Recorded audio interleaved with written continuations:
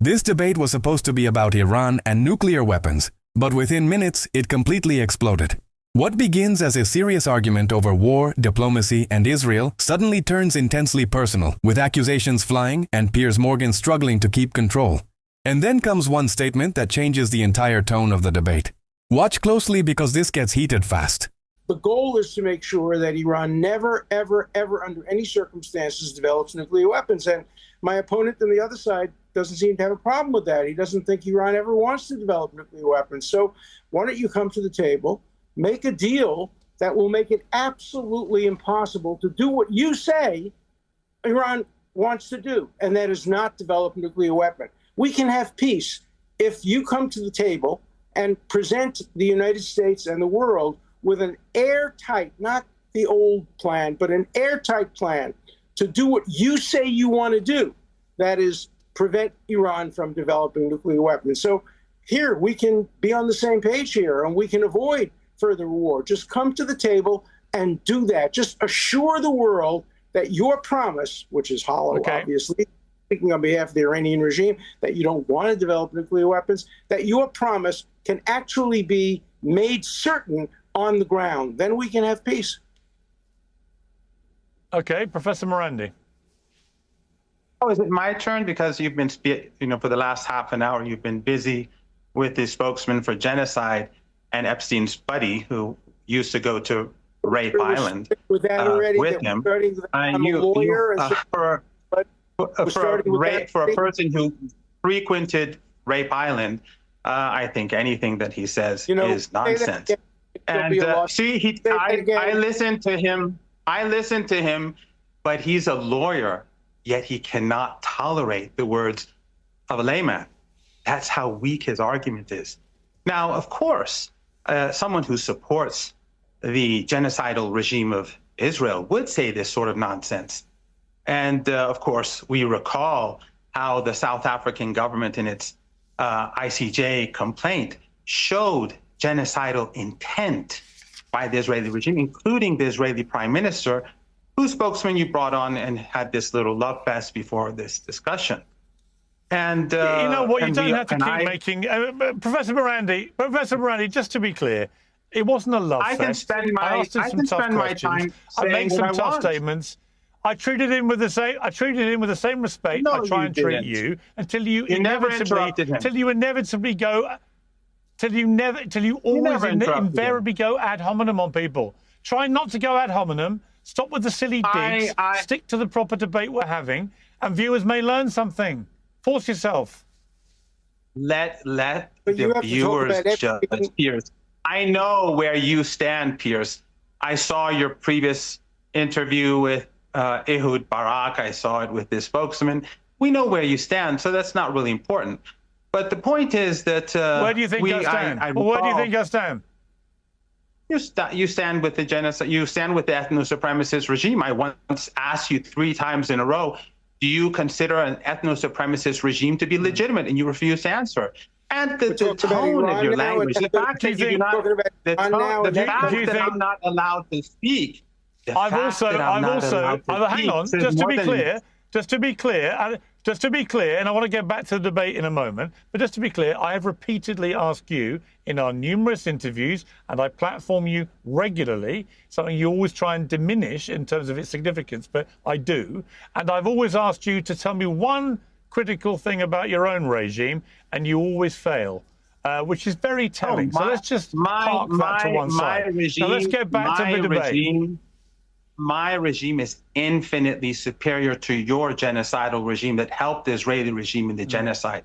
My regime, as you like to call it, your guest doesn't want me to speak, obviously. My regime did not pull the plug on little infants in the hospital, in the premature babies in the Al-Nasser hospital. Pull the plug on those premature babies and let them die. My regime didn't do that. The regime that you support did that. But getting back to the topic, the reality is that chemical weapons were used on our country with the support of your government. I survived 2 chemical attacks. And then your guest has the audacity to say that Iran would use weapons of mass destruction. During the Iran-Iraq war, the state, the leader, refused to produce chemical weapons, even though the military politicians asked him. He said, no, it's immoral. So we had to suffer your chemical weapons, and your governments prevented our government from even purchasing gas masks. My gas mask was bought on the black market. It was North Korean. So don't talk about weapons of mass destruction to me when my friends have died because of your chemical weapons.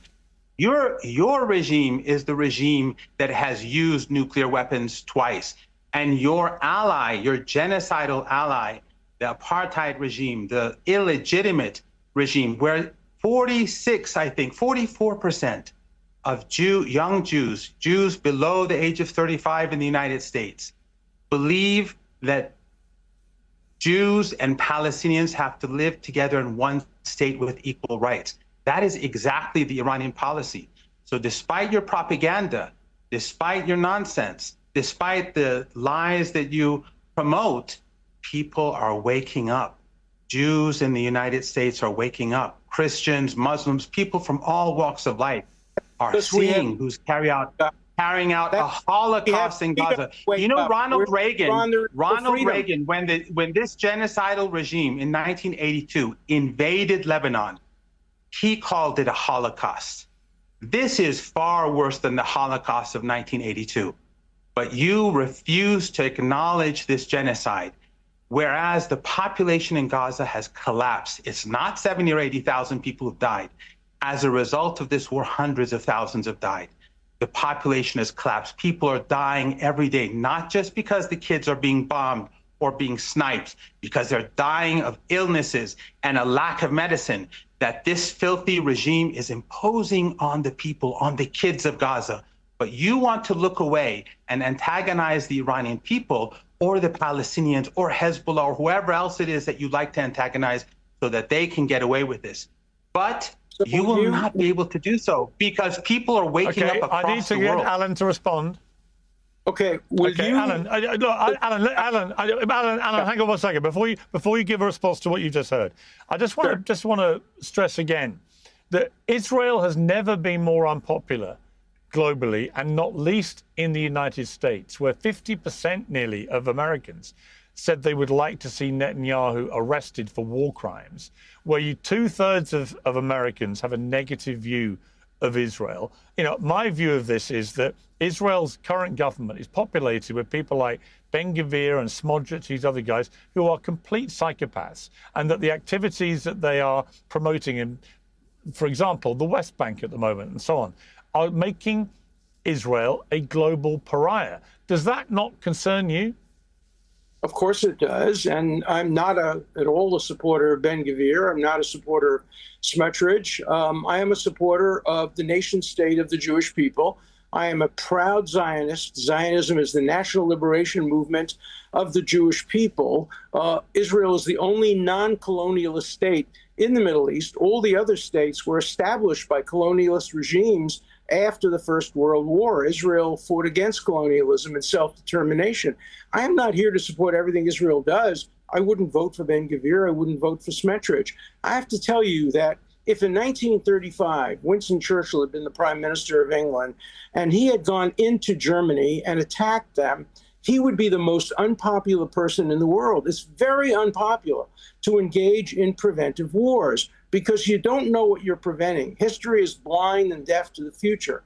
You only know what you're doing now. And so it takes enormous courage of the kind that not only Winston Churchill had, but that Benjamin Netanyahu has had, that Ronald Reagan has had, that George Washington had back in the day. It takes tremendous courage to get involved in a war that is unpopular. The Revolutionary War was unpopular with many, many parts of the United States. It was the right war, the Second World War. Nobody wanted to get into it on the basis from the United States. Lindbergh was against it. The Poles were showing against it. It took enormous courage to take on Adolf Hitler. And, you know, I hate to say this, but I think I'm in 1935, and I'm sitting opposite Joseph Goebbels right now, and he's making the propaganda case for the Nazi regime just the way this professor is making the propaganda case for the new Nazi regime, which is the regime of Iran. Will you at least admit, sir, will you at least admit that Iran murdered in cold blood as many as 50,000 innocent protesters? And would you admit, if that's true, that that comes closer to genocide than anything that Israel has been accused of doing in self-defense after its people were raped, kidnapped, murdered on October 7th? Would you at least admit that the Iranian regime has killed many, many, many thousands of people? Yes or no? You know, we are not in 1935. We yes are not in 1939. Yes no? We are in 1942. You are the Nazi regime that is carrying out a Holocaust in Gaza. You are the Nazi who is doing it as we speak. You're the evil monster. You say Israel is not a colonial regime? You're from Eastern Europe. You're European. All of those Ashkenazi Jews who are now running the country, they're from Eastern Europe. You came and slaughtered. I'm talking. I didn't interrupt you as you were ranting. The people who you support, the people who are running the country, they're Polish. They're Ukrainian. They're from Czechoslovakia. They're from Eastern Europe. You're not even Semite. You're the anti-Semite because you've been slaughtered. You won't let me talk. You are afraid. You're afraid because you know you have no argument. You have no leg to stand on. You slaughtered the Semite Palestinians and you took their land. And you are a proud Zionist who supports a regime that celebrates the rapists in prison. They rape Palestinians in prison and then they're celebrated on television. This is, if you don't let me talk, you're just exposing yourself. You're exposing yourself. You're exposing yourself just as you exposed yourself with Epstein. I'm Israel. So in response to your nonsense, the nonsense about 50,000 people, those lies have been responded to by the Iranian people. Stop ranting. I'm speaking. You're a lawyer. You're a lawyer. 3,117 people died thanks to an armed insurgency that your regime and the Israeli regime funded and supported. You're a coward. You are a coward. You won't let me talk. You're afraid. You're afraid of me talking. Don't tell me I'm afraid. The lawyer, Epstein's lawyer, Trump's lawyer, is afraid of me, a layman, talking. Why? Because you have no leg to stand on. The Iranian people have spoken. They went to the streets in the tens of millions. They went. You're a coward. You won't let me talk. I let you talk because I'm not afraid of you. People are not afraid of you anymore. You can kill Epstein. You can kill whoever you like, but we're not afraid. You can bomb my house. You can kill me with my family, but I'm not afraid of you. I will support the Palestinian people until your regime bombs my home. So go and tell them that. I'm prepared to die for the Palestinian people. But you who used to frequent Epstein Island, you have no principles and no morality. The Iranian people came to the streets in the tens of millions. We all know it. The footage is there. The international journalists were there, not just in Iran, but in Iraq. The Iranian people have spoken whose side they are. No one is going to be fooled by your propaganda to justify war. Well, let's get this lawsuit straight. Alan Dershowitz. How many times do you think I was at Jeffrey Epstein's island? How many times? Say it again so we could get it on tape. How many times? One time is more than enough, but I think you've been there 5, 6 times. Multiple times. How many times do you think I was there? I think you were there 5, 6 times. Say it again. 5, 6 times? Yeah. Something like that, yeah. I was his lawyer, just the way I was the lawyer for Palestinians. What a naive lawyer. No, don't interrupt me. I was the lawyer for Palestinian students who tried to hang the flag when Yasser Arafat died. I was the lawyer for Nazis in Skokie, Illinois. I helped represent them. I would even represent you if anybody tried to prevent you. I don't need you. I'm a lawyer. I don't need you. A lawyer does, and that's what lawyers should be proud of. I mean, I'm going to continue to represent people you don't like as long as I have the current strength to do it. And you can cite that as an argument against Israel, but it has nothing to do with Israel. It's just an ad hominem attack on me as a lawyer and on the American legal system. You wouldn't understand the American legal system because you don't have a legal system. You yourself said you regret being his lawyer, so don't talk nonsense. Say it again? You yourself admitted that you regret being his lawyer, so don't talk nonsense to me. I don't regret being his lawyer. I'm proud to have been his lawyer. I'm proud to have been President Clinton's lawyer. I'm proud to have been Ted Kennedy's lawyer. I'm proud to have been the lawyer for hundreds of indigent people who didn't have enough money to have a lawyer. And I would be happy to go to Iran and represent the people who can't get lawyers there, who were executed yesterday because they went to demonstrations. You have to say what you're saying. The two people who were executed yesterday, and I've tweeted the footage. The two people, I'm glad you said this. You are so naive. You're not a good lawyer. I tweeted this yesterday, and I will retweet it after this debate. The two people who were executed yesterday, they burned 4 police officers alive and stabbed them. Who were executed before that? They were executed because of murdering 4 police officers. So I will retweet that today. But that's and that, by the way, what happened during that armed? Don't be afraid. Let me explain. Don't be afraid of people listening. You are the one. You are the one from the civilized world. You are the proud Zionist, the ethno-supremacist that we should all be listening to. So don't worry about what. Don't worry if people hear what I say. Your own Israeli regime, the regime that you love so much, is self-admitted that they were behind the armed insurgency. Channel 14 of the Israeli regime, which is close to Netanyahu itself, said, and I tweeted this, and others have too, that the Israeli regime, they helped send in, along with Americans, they helped send in the weapons that killed hundreds of police officers during those 2 days of armed insurgency. Your own regime admits it. Your own regime admits it.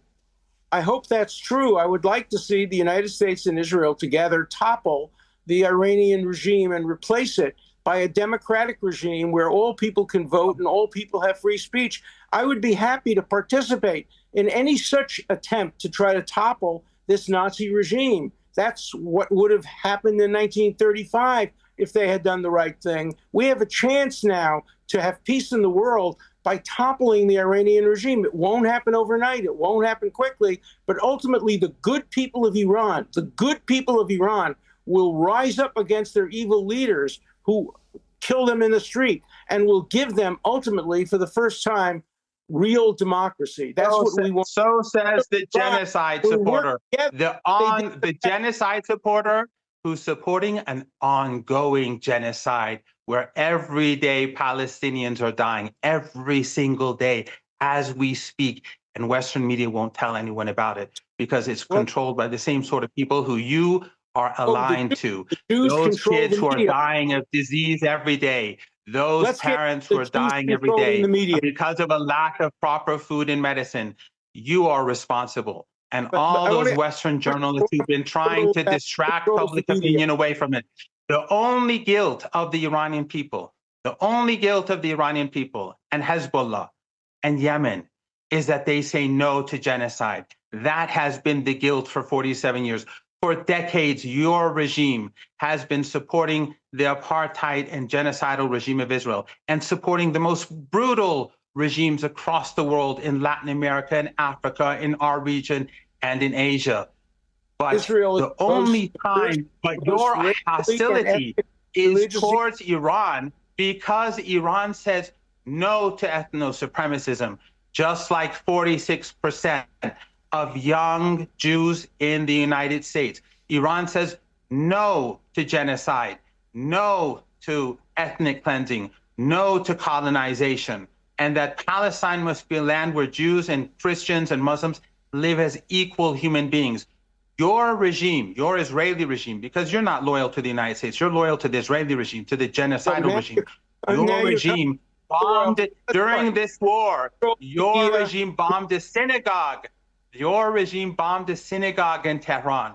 Why? Because that synagogue was not a Zionist synagogue. You hate Jews. You hate Jews that are not Zionists. You are an anti-Semite because you kill Palestinians, and you're from Eastern Europe. You have no right to slaughter and rape and murder. All right, let me bring Alan back in here. All right, let me bring Alan back in. Alan, let's just talk about the politics of this, because you mentioned earlier that this could take 5 years, it could take longer. But there's a political relevancy to this, which is if Donald Trump was to lose the House and the Senate in the midterm elections, then he becomes a lame duck president and would then be highly likely to precipitate a loss in the general election for the Republicans. And the moment the Democrats get back into power, they're going to get out of this. So this could all be over regardless of whatever you would like, or Donald Trump would like, or Netanyahu would like. This could all be over within the next, just 2 and a bit years because of the politics of this in America. That's right, because we have a democracy and we vote for what we want.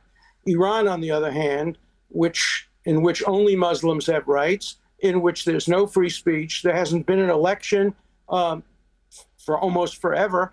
They don't have those rights. Yes, we can overthrow our government. Yes, the Democrats maybe will take control of the House and the Senate. That's a risk. That's what happened in Great Britain after Churchill won the Second World War with the United States. He got thrown out of power.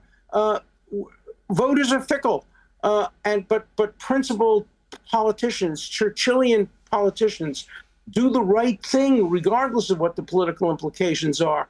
And the right thing is to continue to make sure that Iran doesn't pose a nuclear danger to the world. Now, I want to pursue a little bit more of what our distinguished professor here said. He said Jews control the media, Jews control the media, Jews, and he start making other kinds of arguments. You're a liar.